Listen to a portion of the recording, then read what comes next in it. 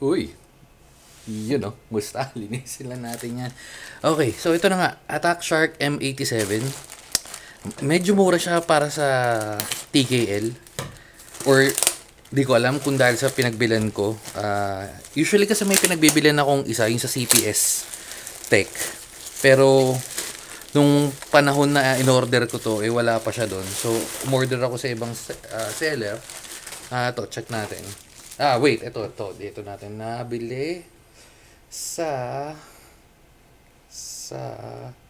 wait. May binili lang ako. Teka lang. Kakabili ko. To. Yan. So, medyo alien yung, niya, Chinese yung, yan, dyan na natin babili, 2-3 something, pero usually dito ako nabili kay CPS Tech, yan, Attack Shark, ayun yata, hindi, check ko lang yung price, wala anyway, sige, basta yun, so nakuha natin ng 2-3 something, or sabi mo 2-4, nakuha ko siya ng 2K. So, check natin. Meron kasi mas mura nito. Yung mga murang version parang nasa 1,400 something. Pero kasi ano lang yun, word. Ito kasi try mode. Okay naman yung casing niya. Ang isang issue ko lang agad dito kasi bago ko gawin tong video na to, nag-message na ako. Wow, grabe no. Dami ng tama. Well, bukod sa maraming tama, yun nga, sinasabi ko, nag-message na ako sa seller para makuha yung driver kasi nag-check na ako ng driver nito, ng software, and wala akong nakikita. So, kaya nag-reach out ako sa seller, pero hindi ako sinasagot. So, medyo pangit yung after sales ng seller na yun. Pero anyway, so, check natin. Saka una pa, yun nga, ang daming tama, oh. Gilid. Other than that, siguro sa shipping na lang, pero medyo, anyway, open natin. Yeah. Okay. Uy, may extra.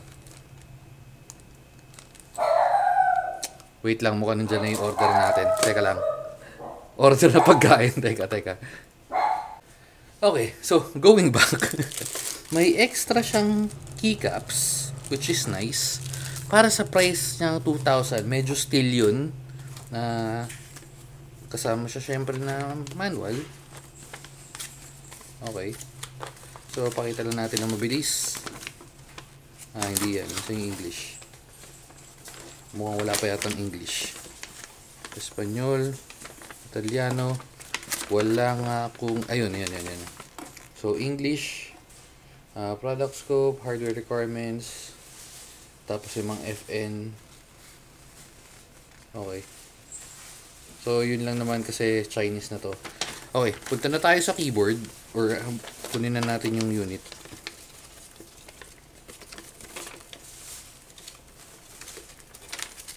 Ay, di ko mabalik. Wait. Teka.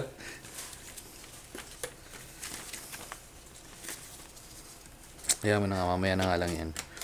So, yung unit, yung keyboard mismo, tsaka meron kang malamang kable, pero bubuksan natin para malaman natin.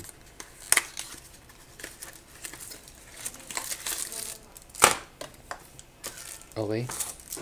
So, keycap puller tsaka switch puller. At yung standard na USB cable. So, USB A tsaka USB-C. USB-C, USB-A. Ang ganda ng itsura niya, in fairness, ang ganda ng itsura niya para sa price niya. Tsaka yung packaging niya as well. Unlike nung iba, di ba? So, yung mga iba natin na unbox, hindi siya ganito. Ito, premium looking na siya, yo. So, diba, meron pa siyang meron pa siyang cover, naka-plastic. Tapos ito, naka-separate pa to. Hindi lang siya yung nakasingit. So, props sa kanila. Good yun. Tapos isa pa to, extra, as in literal extra keycaps. Ang dami niya, no. kung bakit, kung just in case na gusto mo magpalit. Okay. So, side carving to. Ayan, makita nyo naman. Pero, for now, tabi muna natin. So, just in case, di ba, trip mong lipat tong keycaps na to doon sa ibang keyboard mo sa full layout, meron na rin silang naka-present or naka-ready. Nakakailang naman to, but ayaw mo ayos nito. Oops. Na-OC ako eh, wait lang.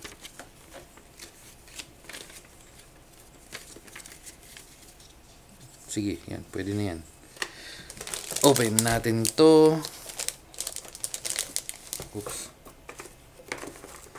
Saglit lang. Thumbnail ko lang na mabilis. Yan.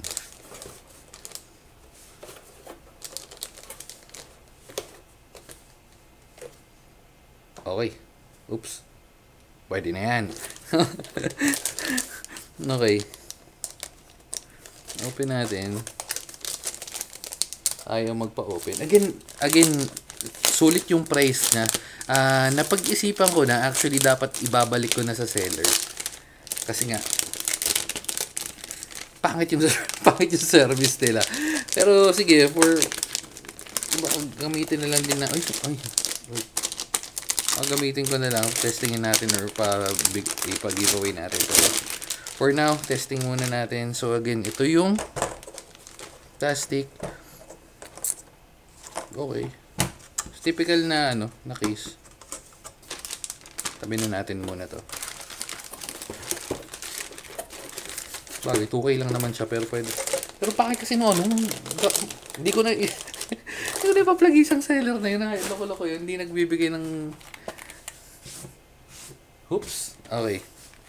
First impression, magaang siya. Well, hindi siya magaang. Mas mabigat siya sa ibang keyboard. Lalo na sa ganitong layout. Pero, maganda yun, Maganda yung tsura. So, palag sa palag sa mga arcade tsaka rack. Sound check. Bilis.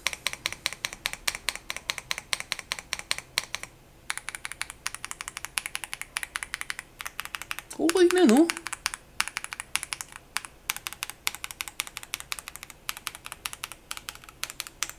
Sige, kikip natin to. Hindi na natin babalik sa seller.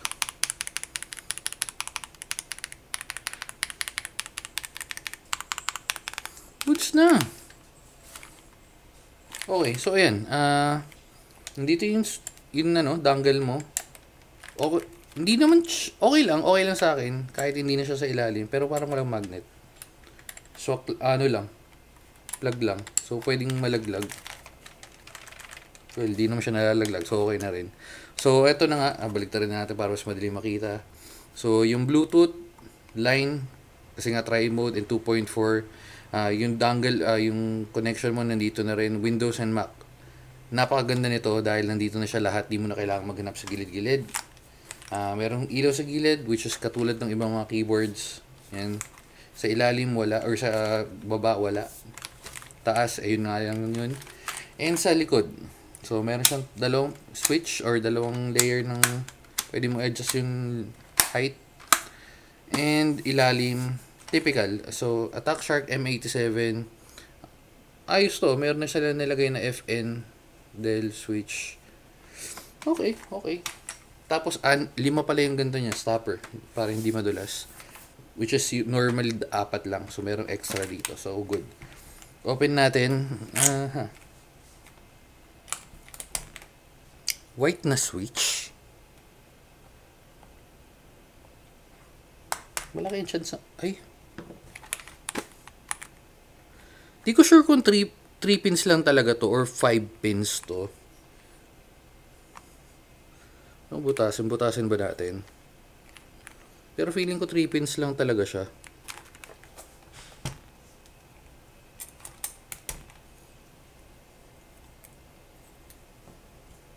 May mga may lube nga Hindi ko alam kung may lube or nabasa lang, nag-oil na yung yung switch. Ayun meron. Ewan ko kung nakita sa camera. Ito plastic, tas may foam sa ilalim, kaya maganda yung tunog. Pero going back dito, may pad pa kasi sa ilalim, hindi ko makita. So malamang saksak tayo ng 5 pins. Wait. Which is ito, yung madali natin buksan. Ito yung accessible sa akin ngayon eh. So ito na lang. Yan, so 5 pins, si Leobog switch. Try natin. So south facing naman siya. Ooh, okay. So 5 pins compatible. Para sure kayo, ayun yung 5 pins yun. Wala naman ako pinutol doon.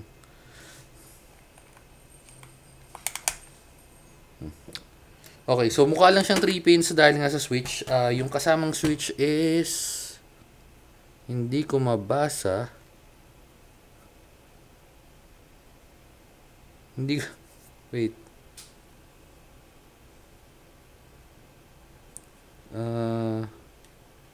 Hindi mabasa, mahaba yung pangalan eh. Oops. Muntik malaglag yung box.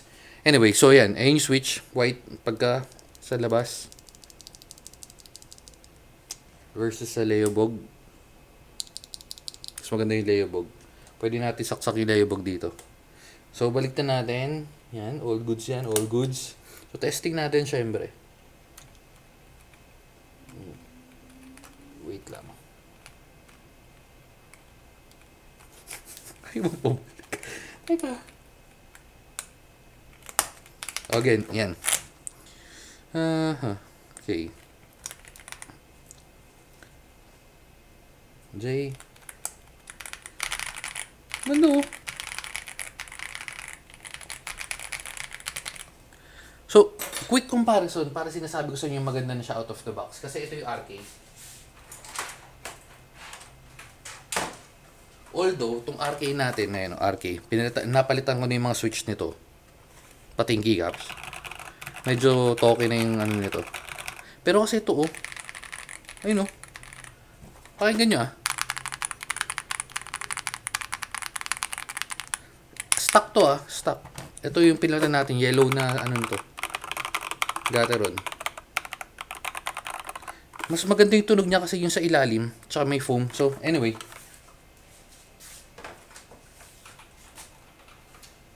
Okay, so kunin ko lang yung Steam Deck. Wait lang, balikan ko kayo. Tabi ko lang tinto mga kalat-kalat na sa gilid. Okay. Nagbabalik. Ang sama ng lasa nung in-order ni Bekbek na ano. Na, tawag dito. Yung sa Dunkin na inumin. Pero baka nabawi sa donut pero sama ng lasa. Anyway. So charge lang natin mabilis kasi lobat na pala. Charging na ba? Okay, charging. Grabe, nakakakilig. Okay, so sama talaga ng lasa. So, saksak natin, plug in lang natin to para makita natin kung anong itsura ng ilaw pag nakasaksak. So, switch natin sa 2.4. Boom. Walang ilaw. Ay, meron. Ayun. Tumatagos ba? Ayan, o. Tumatagos naman. Ay, hindi ko na pakita sa inyo yung keycaps, no? Sorry. Ito, pakita natin. Ito yung keycaps. PBT naman to. Malamang. Inassume ko lang. Ayan. Okay. So, balik natin. And testing na natin. Keyboard test. So, again, naka 2.4 tayo. Naka-dangle.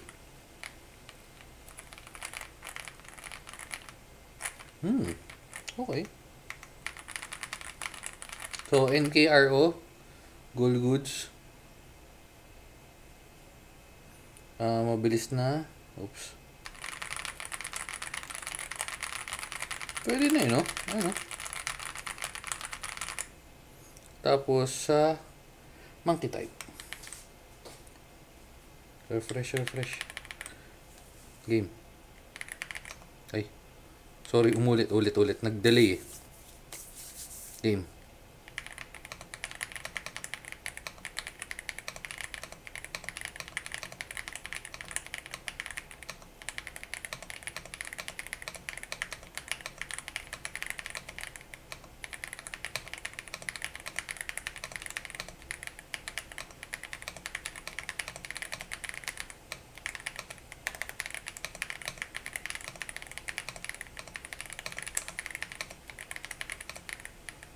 Uy. Naghang. Naghang, no? Naghang lobot na kasi. Okay. So, ang ganda niyang typing feels niya kasi una, medyo mas mababa. Mas trip ko tong gantong keycaps. Yan, oh. Yung gilid, yan yung itsura. Diba? All good sa ganda ng tunog, promise. Yan, ngayon kung recommended ba siya? Yes, recommended for its price. Again, magkano to to be exact? To be exact.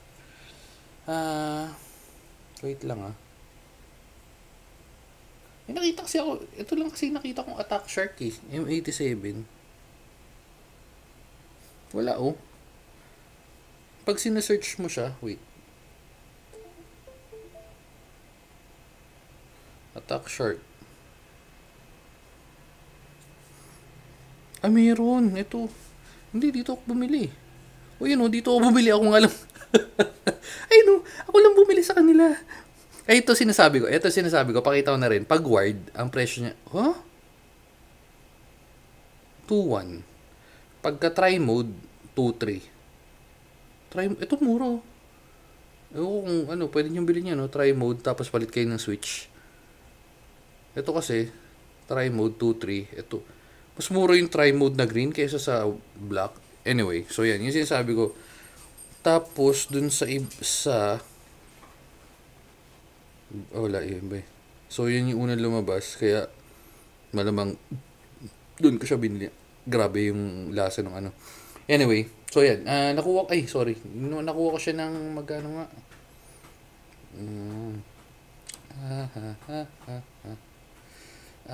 Wait. Ayan, so nakuha ko siya ng 2090. Oops. 2029. So, all goods for its price para sa akin sobrang sulit nito. Pero syempre kung naghahanap ka ng mga yung knob and screen, well, obvious naman wala. Pero for its build, siguro yung kung tatagal na lang depende na rin sa paggamit nyo. Kasi again, yung mga ganun hindi na masasagot. Hindi na natin masasagot kasi meron syempre may mga lemon na lalo na kung 'di ba, kung tawag dito, na supply niya napakarami ginawa ng lobat. Shutdown na muna natin to. Again, kung mass manufacture sila, so possible na meron talaga. Pero so far, para sa akin okay to. Ito pala, sorry, may ilaw. Try natin yung FN insert kasi ganun yung sa assume natin. Hindi, iba. So anyway, lalaruin na lang natin yan. For now, okay na sa akin to. For 2K, all goods. So dito na natin tatapusin. And cha-charge muna tayo Steam Deck kasi lowbat na. Lalaro pa ako mamaya pagkatapos. Sige na, bye-bye. And babu. So, yeah. Attack Shark M87. All goods.